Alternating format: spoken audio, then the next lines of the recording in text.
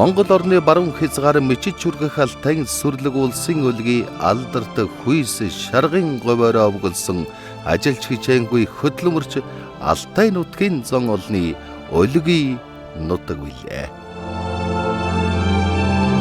За дааг далантай бэрүү булчинтай онд минь сүрэг тарган сайхан оров.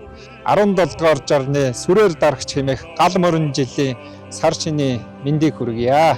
За гал морин жилдээ Монгол адууны босоо цагаан хэмэр та өхнийг үн мөнхөд ивэж Монгол уяачийн хөдөлмөрийн үр шим ариун байж уйсан хурдан хөлгүүд нь Монгол түмнээ баяр баясгал бахархлыг авчирсан сайхан жил гарах болтугай.